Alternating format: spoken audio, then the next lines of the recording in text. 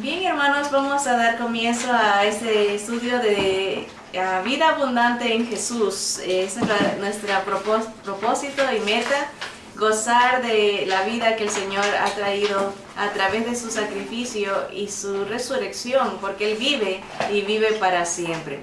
Esta mañana vamos a meditar en el primer pecado sutil. La clase la empezamos la semana pasada. Hoy estamos meditando en la impiedad parte 2. ¿Verdad? Así que vamos a ponerlo en las manos del Señor para que Él esclarezca cualquier duda, cualquier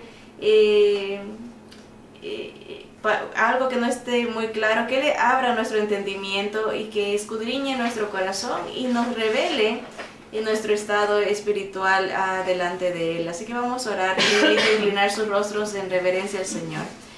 Amado Señor, Padre, seguimos delante de tu presencia hermosa, tu presencia perfecta, que dice tu palabra que tú eres luz, Señor, y habitas en un lugar inaccesible si no fuera por el Señor Jesús, Señor, un lugar de perfección. Te bendecimos por Él, por su obra salvadora, redentora, santificadora, Señor. Gracias porque sabemos que Él va a cambiar este cuerpo de corrupción nuestro en un cuerpo de gloria a su semejanza, Señor. Gracias por esa esperanza de libertad completa de este cuerpo de pecado, Señor. Y rogamos que tú abras nuestro entendimiento y nuestra percepción espiritual para saber y encontrar, descubrir las áreas que todavía no hemos entregado a ti, Señor, para poderlas rendir a tus pies en adoración, en alabanza, Señor, entregarlas como un sacrificio vivo, santo, agradable a ti, que es nuestro culto racional, es nuestra responsabilidad, Señor, honrarte con todo nuestro corazón, con toda nuestra mente, con toda nuestra alma, con todo nuestro espíritu, con todas nuestras fuerzas, Señor. Ayúdanos a entregarnos cada día más a ti, Señor Jesús. Y es en tu nombre, oh Dios Todopoderoso, que oramos y esperamos, Señor. A ti te adoramos. Amén, amén. Bien, hermanos, dice, como siempre estamos empezando la clase, dice, terminamos la clase anterior meditando en la obra magnífica que hizo nuestro amado Señor Jesús. Romanos 11:26 nos recuerda que dice, y luego todo Israel será salvo, como está escrito, vendrá de Sión el libertador, que apartará de Jacob la impiedad. ¿Verdad? Bendito sea nuestro libertador. Él sí puede apartar la iniquidad de nuestras vidas. Esa es la promesa. Si lo puede hacer con Israel, y dice que lo va a hacer con todo Israel, vendrá el libertador desde Sión y apartará de Jacob, de Israel, la iniquidad, esa indiferencia, esa falta de respeto, esa falta de reverencia a Dios. Eso es impiedad. Él va a quitar eso y va a hacer que Israel todos lo vean y lo reconozcan como el Mesías Redentor, el Señor de sus vidas. Y si lo puede hacer con millones de personas a la vez, una nación entera, ¿cuánto más con cada individuo que deseamos rendir nuestro corazón al Señor Jesús? Así que vamos a recordar lo que es impiedad. Impiedad es irreverencia hacia Dios, es maldad. Es vivir una vida sin tomar en cuenta a Dios. Definitivamente que puede alguien tener una vida próspera y honorable, pero vivirla sin pensar en Dios, ni depender de Dios y ni pensar en las responsabilidades que tiene para con Dios, ¿verdad? Eso estudiamos la semana pasada.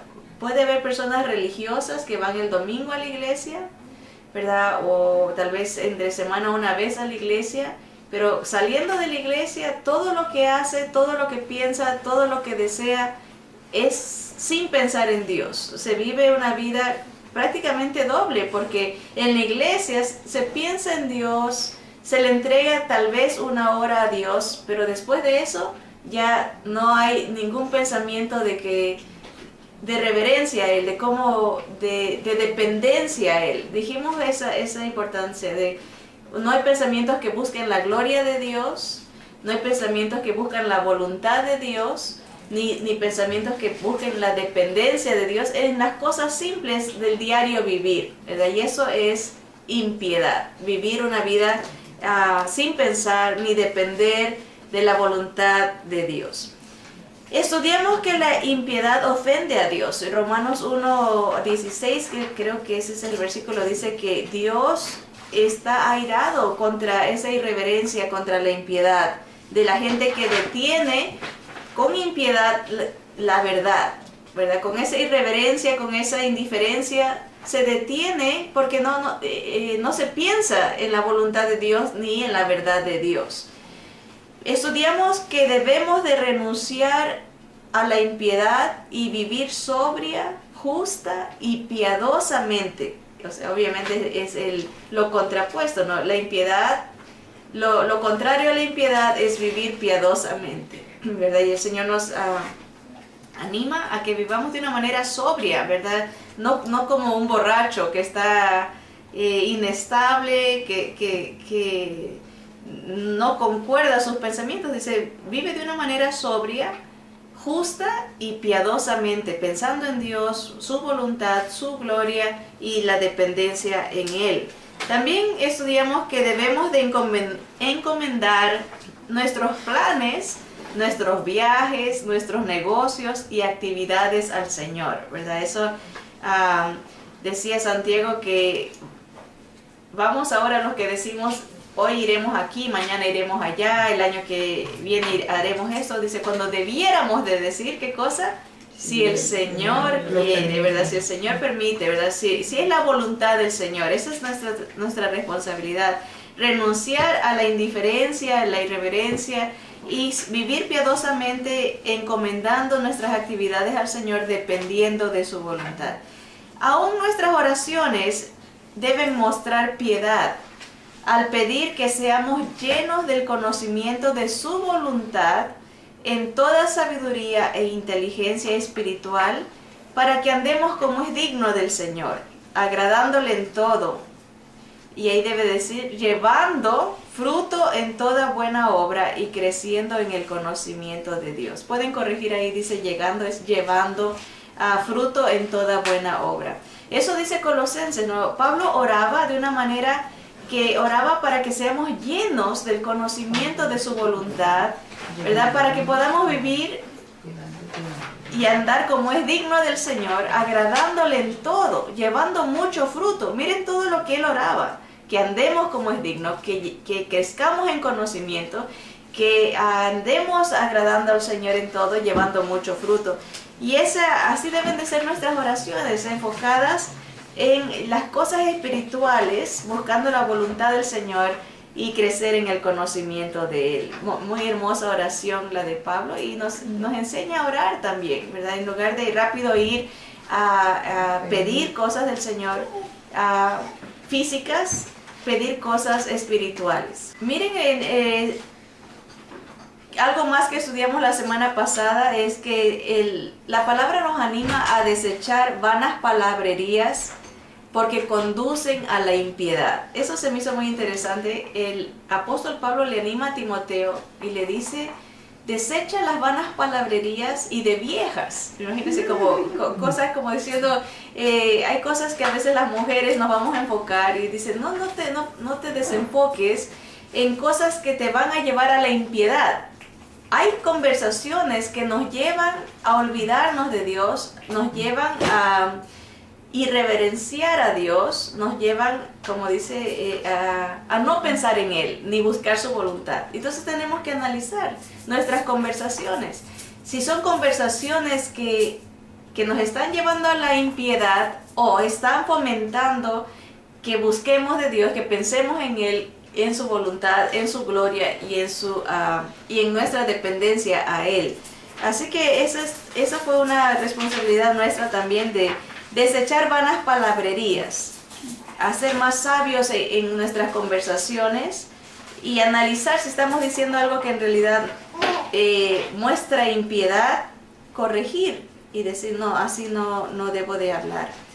También vimos la semana pasada que debemos de ejercitarnos, practicar la piedad, que es tomar en cuenta a Dios, ¿verdad? Es ser más conscientes de las actividades desde que nos levantamos, reconocer y rendirnos de que este día es dado por Dios, es una bendición, rogarle que nos llene de su espíritu para que nos dirija nuestros pensamientos a cosas que lo honren, a cosas que lo glorifiquen, ¿verdad? Para que dirija nuestra lengua, todo nuestro ser, es ser más dependientes del Señor, vivir piadosamente. Ese es un ejercicio que debemos de practicar. También vimos que debemos de añadir la piedad junto con otras cualidades espirituales a nuestra vida. Tal vez la piedad ha sido algo que no hemos tomado mucho en cuenta. A veces le pedimos paciencia al Señor, a veces le pedimos bendiciones al Señor, pero Dios nos ha dado gracias. No como agradecimiento, sino gracias como virtudes. Dios, hay un versículo que nos habla de 7 virtudes que el Señor nos da, y eso lo vamos a leer ahorita. Miren en segunda de Pedro capítulo 1, lo estudiamos un poquito en la clase anterior, desde el versículo 4 al 7. Segunda de Pedro 1, capítulo 1, versículo 4 al 7, dice: por medio de las cuales nos ha dado preciosas y grandísimas promesas. Hablando de Jesús, por medio de Él, su sacrificio, podemos tener acceso a preciosas y grandísimas promesas, para que por estas promesas, llegaseis a ser participantes de la naturaleza divina. Noten que lo he subrayado porque a veces no meditamos en esto, que Dios nos ha hecho participantes de su naturaleza divina. Ya hemos muerto a este cuerpo mortal, como dicen muchos otros versículos, y Él nos comparte de su naturaleza, nos hace como Él, espiritualmente hablando. Habiendo, dice, ¿qué cosa? Huido de la corrupción que hay en el mundo a causa de la concupiscencia. Esto es interesante notar. Cuando nos lamentamos, qué mundo tan depravado en el que vivimos, y pensamos, ¿por qué? ¿Por qué el mundo está tan perdido? Las Escrituras nos dicen por qué. Es por la concupiscencia. Noten que nosotros, los que el Señor ha dado esa nueva vida, por haber creído en Jesús como el único Salvador, dice, hemos huido de la corrupción o del castigo que hay en el mundo a causa de la carne, a causa de estas pasiones desordenadas que hay cuando no se tiene al Señor Jesús. Versículo 5 dice: vosotros también, porque hemos huido y porque hemos sido dados estas promesas a través de Jesús y somos partícipes de su naturaleza divina, nosotros también, poniendo toda diligencia por esto mismo, añadid a vuestra fe virtud. Ahí van 2. A la virtud conocimiento, al conocimiento dominio propio, al dominio propio paciencia, a la paciencia piedad. Ahí está nuestra búsqueda, ¿verdad?, de Dios. A la piedad afecto fraternal, y al afecto fraternal amor. 7 virtudes, 7 gracias que Dios nos da. Todo empieza con un nuevo nacimiento. La fe en Jesús como Señor y Salvador, el único Dios verdadero, el sacrificio perfecto. Esa fe nos lleva a tener virtud, que es esa habilidad de hacer las cosas para la gloria de Dios. Es como tener una diferente mentalidad, y eso es la fe primero, después cambia nuestra mente y crecemos en conocimiento. Miren, a esa virtud se añade conocimiento de Dios, y de ahí se va añadiendo un dominio propio. Noten ese progreso, ¿verdad? ¿Cómo llegamos a la piedad? ¿Cómo vamos a llegar a estar pensando solo en Dios? Claro, Dios nos cambia a través de la fe, cómo Dios nos va fortaleciendo, dando la habilidad de pensar en Él, nos da su conocimiento, nos va controlando a través de su Santo Espíritu.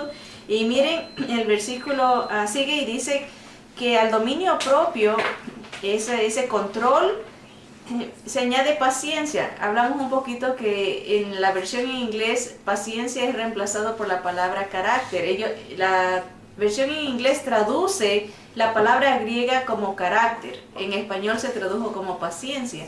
Pero si conectamos las dos ideas, cuando uno está entregado al Señor por la fe en Jesús, crece en esa habilidad de solo pensar en Dios, en el conocimiento, el control.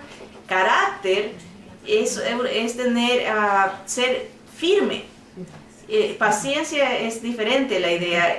A veces cuando pensamos decimos, oh, yo no tengo paciencia. Pero lo que Dios quiere es que tengamos un carácter firme en sus cosas, ¿verdad? Que no nos dejemos llevar por todo viento de doctrina o toda influencia maligna. El cristiano tiene que desarrollar en el Espíritu de Dios ese carácter espiritual que Dios quiere. Y eso nos va a llevar a tener piedad. Cuando uno es como una disciplina, ¿verdad? Está pensando en las cosas del Señor, su gloria, pensar en lo que le trae complacencia y su voluntad, y ser dependientes de Él. Y noten, esa dependencia nos va a llevar a mostrar un afecto de hermanos. Un afecto entrañable, decía Pablo, que lo sentimos en las entrañas. Cuando alguien se duele, uno también dolerse. Cuando alguien se alegra de nuestros hermanos, uno también alegrarse. Que tanto hace falta en la comunidad cristiana que haya unidad. A veces los cristianos carecemos de estas virtudes y se ven divisiones, se ve mucho aislamiento, egocentrismo, ¿verdad? No se comparte la felicidad ni las tristezas de los demás, y el Señor no nos ha enseñado así. Y todo es un proceso que viene con la fe, el nuevo nacimiento que nos da Jesús, ir creciendo en esas gracias, entre ellas la piedad que muy olvidada está en la comunidad cristiana. Esa entrega que enfoque completamente solamente en Dios y no en nosotros.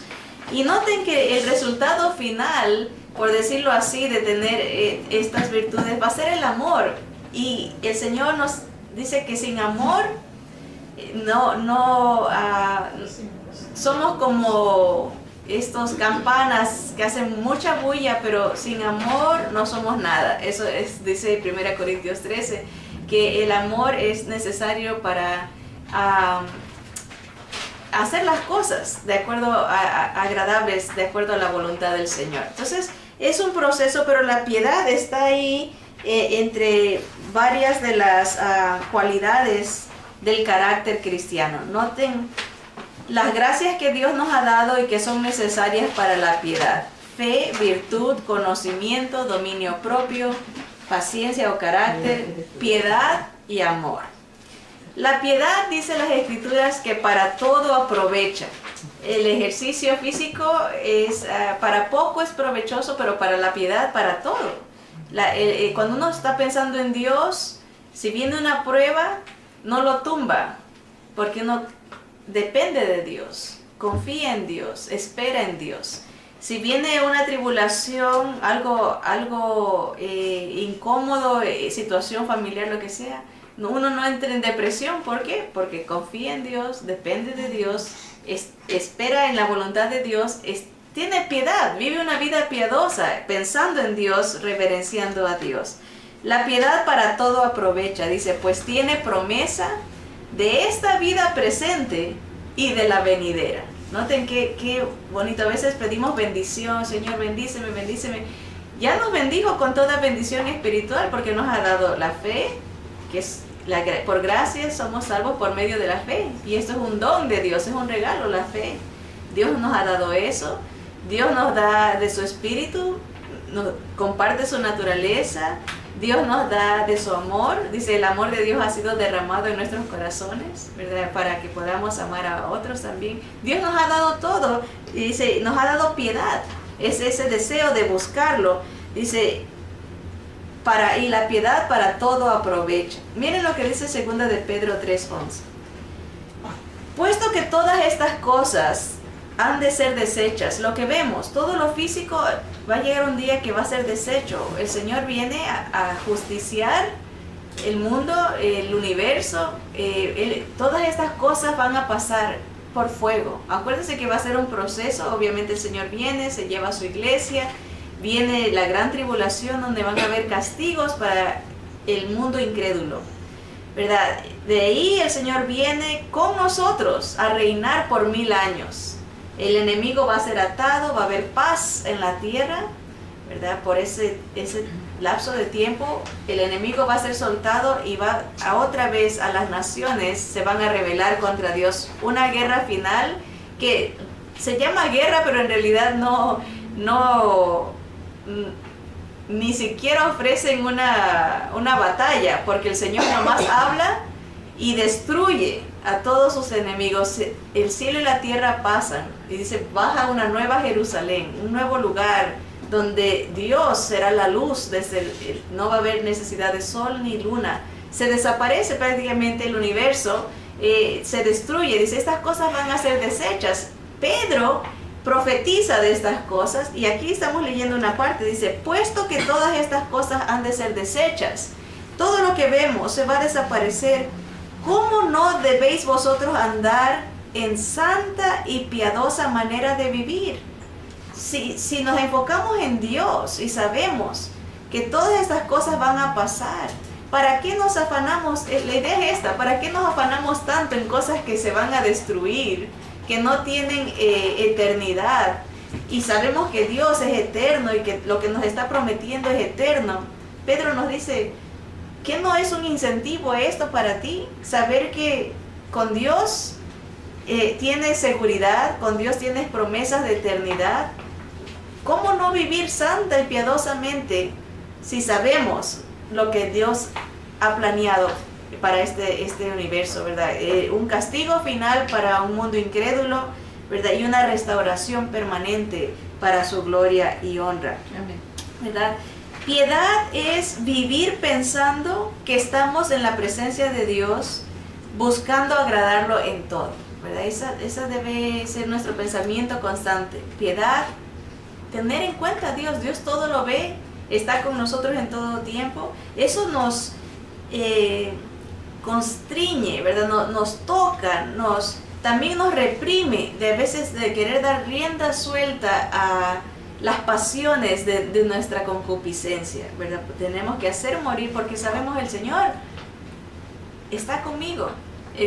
Su Santo Espíritu, somos su templo. ¿Cómo lo voy a contristar? ¿Cómo voy a ofenderlo? Haciendo, pensando, diciendo cosas que no son de acuerdo a su voluntad. Vivir piadosamente aún en el contexto de nuestra vocación o profesión. Si piedad es vivir pensando que estamos en la presencia de Dios en todo tiempo, no solamente en la iglesia, ¿verdad? Nos va a hacer pensar que cómo comportarnos cuando estamos en el trabajo, cómo comportarnos cuando vamos manejando, cómo comportarnos cuando estamos en la tienda o en el mercado, o cuando estamos viendo televisión, lo que ven nuestros ojos, lo que escuchamos, el tipo de cosas que buscamos, ¿verdad? A veces música de cierta corriente, ¿verdad? Si pensamos constantemente en Dios, que estamos en la presencia de Dios, nos va a llevar a modificar nuestra actitud en las diferentes áreas de nuestra vida, en este caso el trabajo. Miren lo que dice Colosenses 3, 22 y 24. Siervos, empleados, obedezcan en todo a vuestros amos terrenales, no sirviendo al ojo, como los que quieren agradar a los hombres, sino con corazón sincero, temiendo a Dios. Y todo lo que hagáis, hacedlo de corazón, como para el Señor y no para los hombres, sabiendo que del Señor recibiréis la recompensa de la herencia, porque a Cristo el Señor servís. Nuestro compromiso no es con el empleador, no es con el jefe o el supervisor solamente. Dice, nosotros servimos al Señor. Y cuando pensamos así, las cosas que hacemos se las deben de hacer con integridad, ¿verdad? No porque podemos engañar al hombre, pero no podemos engañar al Señor, ¿verdad? Y por eso dice, trabajen de una manera que honre a Dios. de una manera que glorifique a Dios, no sirviendo al ojo, porque a veces nos preocupamos que se vea la apariencia, ¿verdad? Pasa el supervisor y todos se ponen a trabajar, ¿verdad? O a hacer lo que sea el trabajo que hagan, ¿no? Porque estamos sirviendo al ojo y se va y de ahí nos ponemos a conversar 1 hora y de ahí nos vamos a comer otra hora y nos acordamos que queremos revisar algo en el internet otra hora. Entonces estamos solamente preocupados de la apariencia, pero no estamos respetando ni honrando al Señor en todas nuestras actividades, ¿verdad? Por eso dice, tengan en presente que todo lo que hagáis, háganlo de corazón, como para el Señor y no para los hombres. Da lo mejor al maestro, ¿no? Qué gran responsabilidad. Trabajar con corazón sincero, temiendo a Dios, haciendo las cosas como para el Señor. Él todo lo ve y todo lo escudriña, ¿verdad? ¿Qué tal de esos empleados que cuando está el supervisor lo halagan y le dicen cosas, se va el supervisor y empiezan a hablar mal del supervisor, a renegar, a criticar? ¿Qué dice? Ser sumisos, ¿verdad? Obedientes, ¿verdad? Es la responsabilidad del supervisor, es nuestra responsabilidad apoyar en el trabajo, que todo marche bien. El Señor todo lo escudriña y todo lo sabe. Miren lo que dice el Salmo 139, 1, 4. Oh Jehová, el nombre del Señor, oh Jehová, tú me has examinado y conocido. Tú has conocido mi sentarme y mi levantarme. Has entendido desde lejos mis pensamientos. Has escudriñado mi andar y mi reposo, y todos mis caminos te son conocidos. Pues aún no está la palabra en mi lengua, y he aquí, oh Jehová, tú la sabes toda. Qué tremendo Dios, el Dios de la Biblia, ¿no? Un Dios que todo lo sabe, no hay nada que pueda Él aprender, no hay nada que le podamos enseñar, a Él nada le sorprende. No es como nosotros que hoy tenemos una noticia, Señor, fíjate que esto acaba de pasar. El Señor ya lo sabía, ¿verdad? No hay nada que lo impresione, que uno quiera decir, ahora voy a hacer esto para impresionar a Dios. Él ya sabía nuestras intenciones, nuestras motivaciones, nuestros pensamientos, nuestro sentarnos, nuestro levantarnos, cuando andamos atareados, cuando estamos descansando, durmiendo. El Señor todo lo ve. La piedad es pensar constantemente en la presencia de Dios, pensar en su voluntad y en nuestra dependencia a Él. Miren lo que dice 1 Corintios 10:31, hablando de la dependencia y esa piedad que debemos de tener. Dice, si pues coméis o bebéis o hacéis otra cosa, hacedlo todo para la gloria de Dios. Amén. ¿Verdad? ¿Cómo se podrá vivir esto en una manera práctica? Comer o beber, dice, o cualquier otra cosa que hagamos, hacerlo para la gloria de Dios. ¿Será que la gente que cuando vea que reconocemos la provisión de Dios, reconocemos las habilidades que Dios da? A veces uno presume mucho de decir, mira, qué rica me quedó la comida, ¿verdad? Y uno anda preguntando, ¿qué te pareció? ¿Te gustó? Porque sabe que quedó bien y uno quiere que le diga, esto es muy rica, ¿verdad? ¿Quién se está llevando la gloria? ¿Verdad? Cuando uno no reconoce que las habilidades vienen de Dios, la provisión viene de Dios. Gracias al Señor que nos da comida, nos da medios, electricidad, ¿verdad? Que para hacer, imagínense en los tiempos antiguos cuando con leña tenían que, o recién ir a matar a la gallina, ¿verdad? Nos comemos la camisa nosotros y nos ponen a hacer así. Ahorita con el microwave rápido se hacen las cosas, ¿verdad? Y uno piensa que es por uno. Cuando gracias a reconocer, si uno reconoce que todo lo que tenemos es por Dios, ¿verdad? Le trae honra a Él. Reconocer, gracias Jesús. Gracias porque me has dado esta habilidad, Señor. Gracias, Señor, por tu provisión. Gracias, Señor, qué refrescante. Y todo conectarlo. ¿Se acuerdan los pasos para corregir nuestros pecados? Aplicarlos con el primero paso, aplicar al Evangelio. Señor, cuando uno toma un vaso de agua, pensar, ¿no? El Señor es nuestra agua viva. El Señor es el que refresca. El Señor es nuestro buen pastor. Siempre conectar todo con Jesús, ¿verdad? Él tomó una copa amarga. A veces uno disfruta de las cosas, pero gracias a Él, porque Él sí sufrió. Tomó la copa del castigo. A veces relacionar todas nuestras cosas con el Evangelio. Comemos. El Señor dijo que Él era nuestro pan de vida. Pensar, Señor, estoy comiendo, pero te recuerdo, Señor, porque por ti tengo vida. Hacer una conexión, que todas nuestras actividades son espirituales en sí, porque Dios nos ha bendecido, porque Él nos Él ha sido nuestro proveedor. Amén. Todo, cuando dice aquí, haced todo para la gloria de Dios, esa palabra todo significa todas las actividades del día, hechas y realizadas para su gloria, ¿verdad? Imagínense tal vez cocinar, comer, ¿verdad? Estar atentos a quién podemos bendecir con esa provisión que tenemos. ¿De qué manera podemos traerle gloria a Dios en estas actividades, ¿verdad? Incluir a Dios en lo más sencillo y lo más rutinario de nuestras vidas.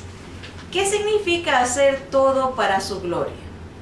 Significa que cuando comemos, manejamos, compramos o nos relacionamos con los demás, tenemos una meta doble. Número 1, deseamos hacer todo lo que agrada a Dios.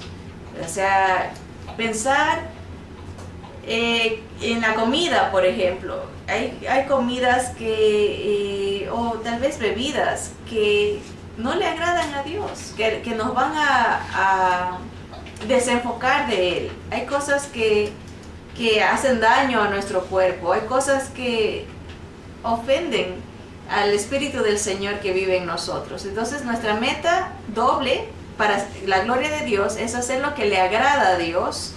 Nuestro anhelo es de que Él esté satisfecho con la manera en que llevamos a cabo nuestras actividades rutinarias.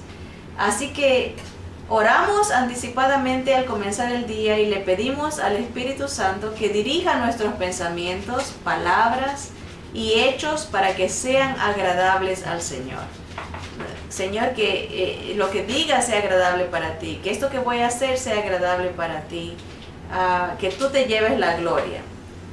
Todo pensando en lo que es agradable al Señor. Y segundo, deseamos hacer todo para la gloria de Dios, no para nuestra propia gloria. Esto significa que deseamos que las actividades del día traigan honra a Dios ante los demás.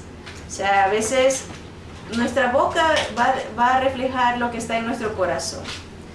Si en todo reconocemos a Dios, se refleja que nuestro corazón tiene piedad, que busca y reverencia depende de Dios y le da la gloria a Dios. Y ese debe ser nuestra meta, ¿verdad? Que los demás puedan ver la gloria de Dios en nuestras actividades, en lo que decimos, cómo actuamos, ¿verdad? O sea, ser de bendición para otros y de gloria para Dios. Miren lo que dice Mateo 5:16. Así alumbre vuestra luz delante de los hombres, para que vean vuestras buenas obras y glorifiquen a vuestro Padre que está en los cielos. Se me vino a la mente cuando viene de la idea de alumbrar. A veces cuando uno va a un restaurante, por ejemplo, y sabe uno, hay leyes que han impuesto, ¿verdad? ¿Cómo se llama eso? De propinas, ¿verdad? Y somos luz.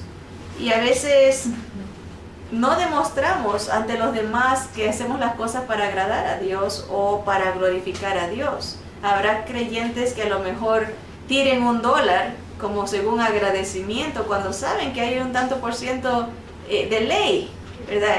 Que eso, ¿qué honra trae a Dios? Robándole a alguien de su sueldo, digamos, de su salario. ¿Qué honra trae a Dios? Como decir, que se sienta servido, que vine a que me sirva, ¿no? O sea, es una contradicción, esos pensamientos egoístas, pensamientos egocentristas, ¿verdad? Pero tenemos que ser luz, ¿verdad? En lo que hacemos, cuando comemos, cuando cómo dirigimos las cosas, si lo dirigimos hacia nosotros, o ser reconocidos de Dios, de las bendiciones de Dios. Dice aquí que debe nuestra luz alumbrar delante de los hombres para que vean nuestras buenas obras y glorifiquen a nuestro Padre que está en los cielos.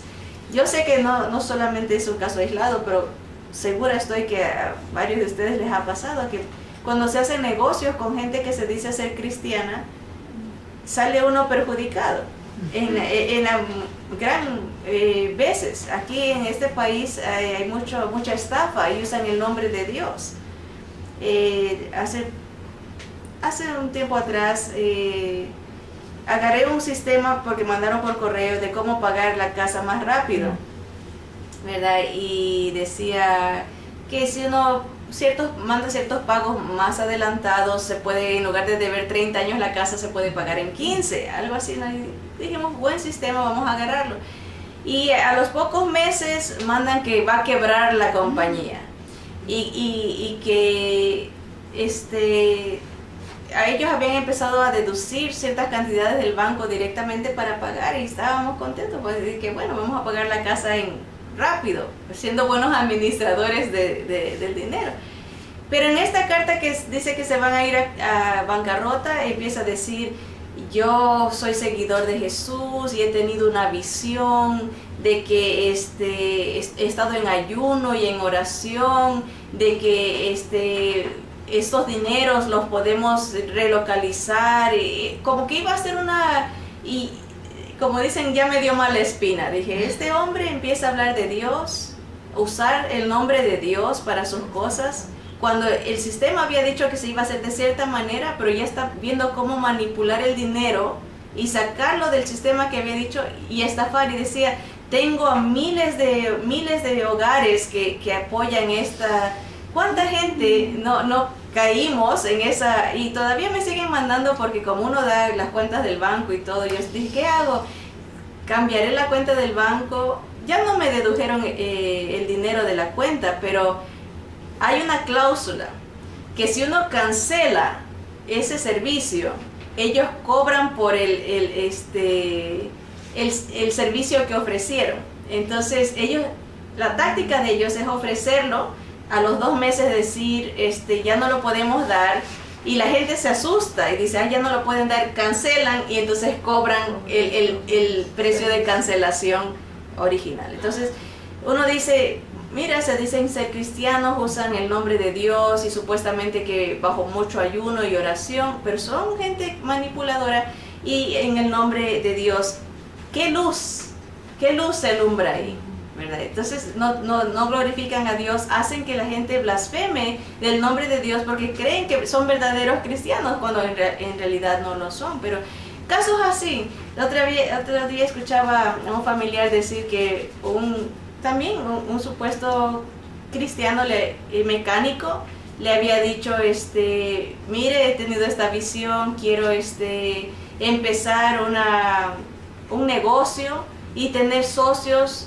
Estoy pidiendo a los socios que me apoyen con $1,000 cada uno para abrir, y nos vamos a repartir 50-50 las ganancias de mi establecimiento. Y agarró varios hermanos, le dieron el dinero, se desapareció. Entonces, son cosas. ¿Creemos que esa gente vive una vida piadosa? Solo el Señor sabe si son cristianos o no, pero su vida no está reflejando a Cristo. No viven piadosamente, viven pensando en las cosas del mundo, cómo estafar, cómo engañar, y eso es falta de piedad. La piedad es pensar en la gloria de Dios. Si esto que voy a hacer le va a traer gloria a Dios o va a hacer que blasfeme su nombre. Pensar en la voluntad de Dios, orar, Señor, este negocio quieres, Señor, quieres que tome este paso, Señor, quieres que tome esta decisión, y buscar nuestra dependencia de Dios. Si no lo hacemos, somos impíos, porque vivimos de una manera aislada, haciendo las cosas como nosotros pensamos que es correcto, y así no alumbramos la luz ni hacemos que la gente glorifique al Señor al Padre que está en los cielos. Ahora Romanos 2, 21 al 24 nos dice, tú pues que enseñas a otro, ¿no te enseñas a ti mismo? Tú que predicas que no se ha de hurtar, ¿hurtas? Tú que dices que no se ha de adulterar, ¿adulteras? Tú que abominas a los ídolos, ¿cometes sacrilegio? En este caso, por ejemplo, a veces nos enfocamos mucho en los ídolos físicos, pero hay ídolos espirituales, la idolatría al dinero. Hay gente que por el dinero blasfema de Dios, como este caso, estas personas que dicen ser cristianos, pero por la ambición al dinero no les importa robar, no les importa cometer sacrilegio, hacer cosas ofensas a Dios. Dice, tú que te jactas de la ley, con infracción de la ley deshonras a Dios, porque como está escrito, el nombre de Dios es blasfemado entre los gentiles por causa de vosotros. Los que más causan que la gente del mundo blasfeme de Dios son aquellos que se dicen ser maestros espirituales y no viven lo que predican. Esto es lo que está diciendo, tú predicas y enseñas que no se debe de robar y robas, tú predicas y enseñas que no se debe de adulterar y adulteras, tú predicas y enseñas que no hay que tener ídolos, pero muestras que tú eres tu propio ídolo, porque rechazas a Dios por complacerte a ti mismo, ¿verdad? Tienes tu propia religión. Y ese tipo de personas que viven impíamente son las que causan que el nombre del Señor sea blasfemado. Una evidencia clara de nuestra tendencia a la impiedad es nuestro raquítico deseo de desarrollar una relación íntima con el Padre. Es muy notorio cuán dedicados y esforzados somos para todas y cualquier otra cosa, pero cuando viene a personalmente dedicar tiempo al Señor, no lo hacemos. Estaba viendo una ilustración y es muy cierto, ¿verdad? Aquí en Estados Unidos hay un día donde las cosas se ponen casi a 50% de descuento y más, que se llama el viernes, el Black Friday, el viernes negro, que viene el día viernes después del Día de Acción de Gracias. Y se hacen filas tremendas, porque la gente hasta se golpea por entrar, porque a veces dicen, los primeros 100 se pueden llevar una televisión en $100, una televisión de 32 pulgadas. Son exageradas las ofertas y los descuentos. ¿Y qué pasa? La gente dice, ok, van a abrir el viernes, se van desde el jueves en la mañana a acampar enfrente de la entrada, ¿verdad? A comer ahí en la calle, dormir en la calle, porque apenas abren las puertas quieren ser los primeros en ganar, en ahorrarse, ¿verdad?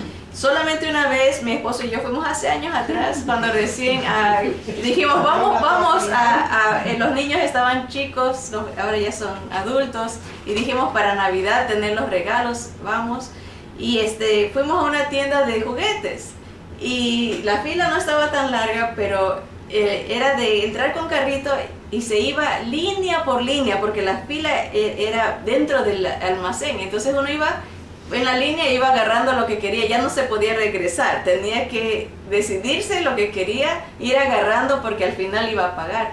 Pero muestra la dedicación, y sí nos ahorramos bastante. Les digo que dijimos, wow, está bueno ahorrar y venir en ese día, porque las cosas que se compraron si hubiese sido precio regular hubiese sido mucho dinero, pero con poquito dinero logramos comprar bastante y fue de gran bendición. Pero la dedicación que uno toma, tuvimos que estar en la fila por horas porque no nos podíamos mover, ni retroceder ni adelantar, era en orden, por fila, ir agarrando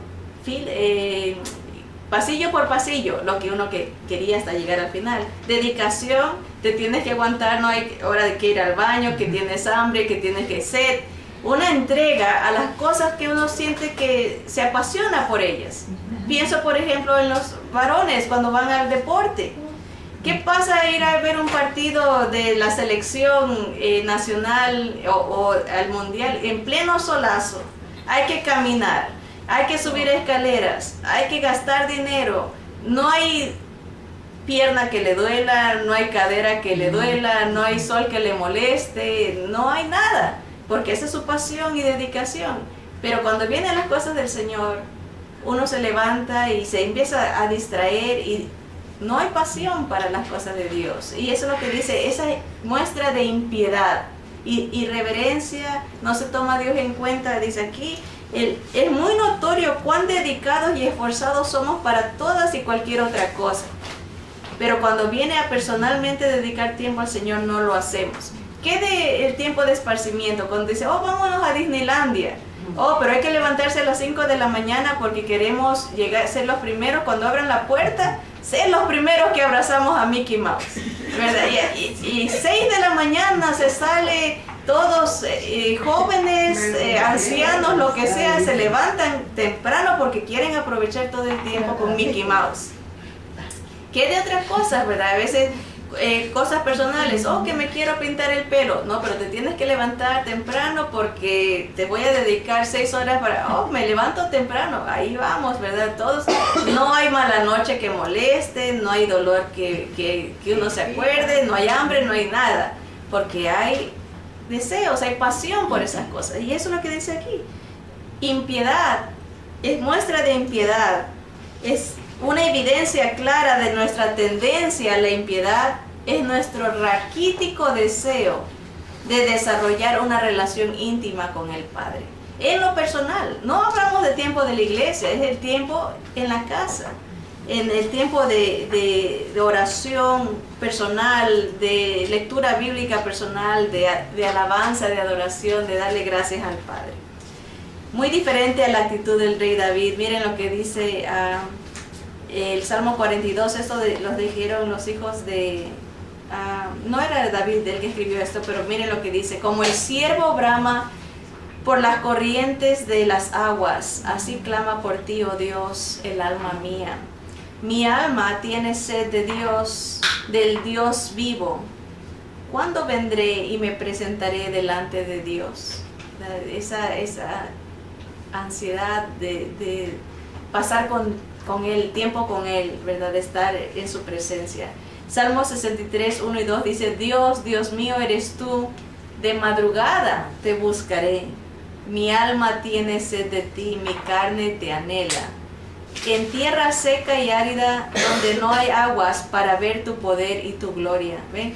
El poder y la gloria del Señor se manifiesta aquí en lugares secos, donde uno está atribulado, puede ver el poder y la gloria del Señor, así como te he mirado en el santuario. Buscar esa hermosura de intimidad con el Señor, ¿verdad? No esperar que otros nos animen, sino uno mismo buscar de ese tiempo. Salmo 27:4 dice: una cosa he demandado a Jehová, esta buscaré, que esté yo en la casa de Jehová todos los días de mi vida, para contemplar la hermosura de Jehová y para inquirir en su templo. Acuérdense que nosotros somos la casa de Dios, y no necesariamente tiene que ser el templo, ¿verdad? Pero buscar de Dios, del Dios que está en nosotros a diario, ¿verdad? Su hermosura, y de preguntarle, buscar su voluntad.